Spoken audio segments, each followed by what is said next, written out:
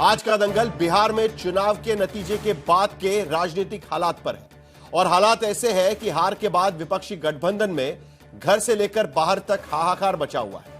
सबसे पहले तेजस्वी यादव ने आज हार पर समीक्षा बैठक बुला ली। उसमें हार की समीक्षा क्या हुई पता नहीं, लेकिन तेजस्वी यादव ने खुद को विधायक दल का नेता चुनवा लिया। कांग्रेस तो अभी भी वोट चोरी और एसआईआर में हार के बहाने तलाशने में जुटी है। उधर एनडीए में सरकार गठन की तैयारियां शुरू हो चुकी है। नीतीश कुमार ने आज राज्यपाल से मुलाकात की, लेकिन इस्तीफा नहीं सौंपा।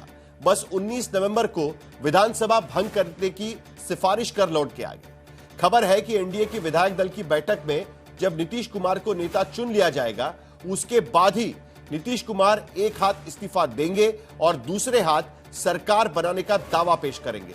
हालांकि बीजेपी नेता कहते रहे हैं कि सीएम नीतीश ही बनेंगे, लेकिन औपचारिकता अभी बाकी है।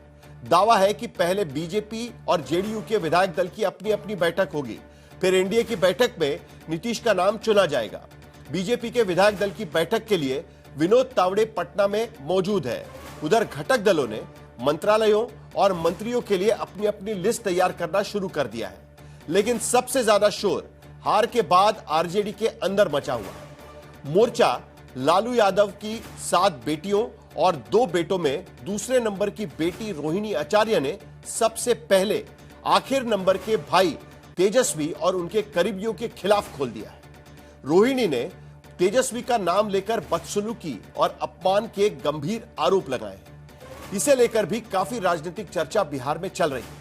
तो इन तमाम हालात पर दंगल में हम चर्चा करेंगे और यह भी जानने की कोशिश करेंगे कि आखिर इस बार के नतीजों ने बिहार में पहले से स्थापित हर चुनावी फॉर्मूले को ध्वस्त कर दिया है। कैसे एनडीए की रणनीति के आगे पारंपरिक राजनीति पस्त पड़ गई है, उन पर भी हम चर्चा करेंगे, लेकिन पहले यह रिपोर्ट देख लेते हैं।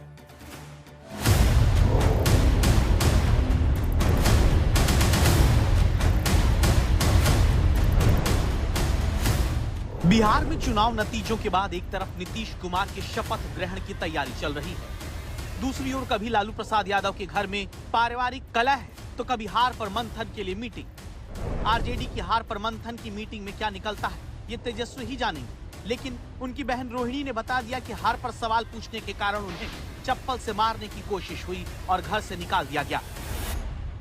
ये बात जाकर के तेजस्वी यादव किसके शह पे हुआ है, उनसे जाके पूछिए, संजय यादव से पूछिए, रेचल यादव से पूछिए, रमेश से जाके पूछिए।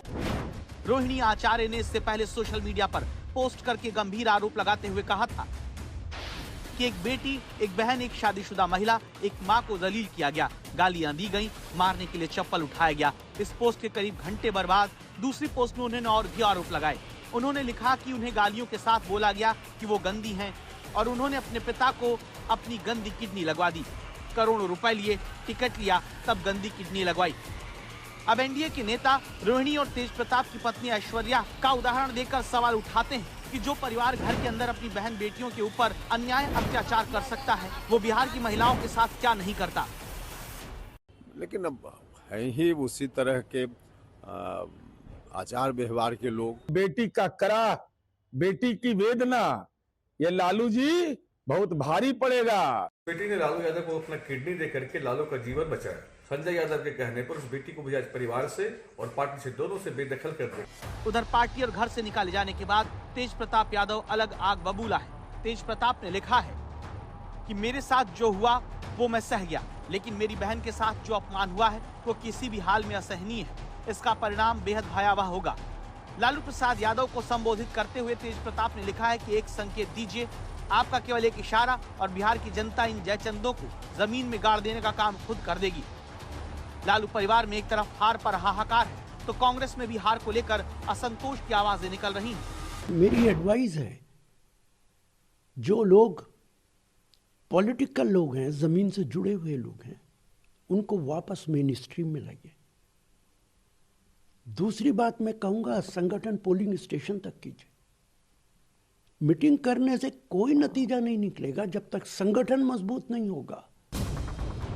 हालांकि कांग्रेस हार के पीछे कमी या कमजोरी पर मंथन की बजाय चुनाव नतीजों पर सवाल ज्यादा उठा रही है।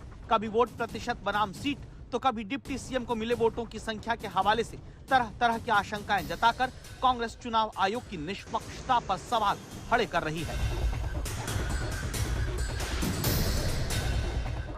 बिहार में महागठबंधन की बुरी तरह हार का साइड इफेक्ट ये है कि अब यूपी में भी समाजवादी पार्टी और कांग्रेस के बीच भरोसा कम होने लगा है। अगर 2022 के विधानसभा चुनाव को देख लिया जाए तो उनकी बहुत बड़ी संख्या में सीट जमानत भी जब्त हो गई थी, बहुत सीटों पे। लोकसभा चुनाव के प्रदर्शन को अगर हम देख लेंगे तो हम निश्चित रूप से उनको 30 से 35 सीटें देंगे। दो लोग हैं, श्री राहुल गांधी जी हैं, श्री अखिलेश यादव जी हैं, श्री मल्लिकार्जुन खड़गे अभिभावक के रूप में है दोनों के। तो वहां पर वो तीन लोग बड़े उद्देश्य को लेकर के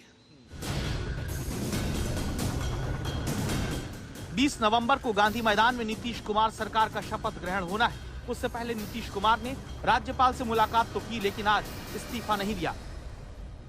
20 तारीख के प्रभाव से वर्तमान विधानसभा को विघटित करने की अनुशंसा कैबिनेट में की है, जो मुख्यमंत्री जी के माध्यम से मुख्यमंत्री जी के द्वारा अभी महामहिम को दे दिया गया। नीतीश कुमार ही ने विधिवत हुई, तो इसलिए मैंने विधिवत मतलब नीतीश कुमार जी पर कोई संदेह तो अब नहीं है। उन्हीं को होना है, इसलिए तो खाली विधिवत करना है। मतलब नीतीश जी की चयन की औपचारिकता आप लोग पूरी इस बीच खबर है कि बीजेपी और जेडीयू और घटक दलों के विधायक दल की बैठक होगी। फिर एनडीए के विधायक दल की बैठक के बाद नेता चुना जाना है। इसके लिए बीजेपी नेता विनोद तावड़े पटना पहुंच भी चुके हैं। सरकार गठन को लेकर सूत्रों के हवाले से जो खबर आ रही है उसमें मंत्रालयों के बंटवारे को लेकर 6 सीट पर एक विभाग का फॉर्मूला अपनाए जाने के आसार है। इस लिहाज से बीजेपी के 14 से 15 मंत्री, जेडीयू के 14 मंत्री, एलजेपी के 3 मंत्री और उपेंद्र कुशवाहा माझी की पार्टी को एक-एक कैबिनेट मंत्री पद मिलने की उम्मीद जताई जा रही है।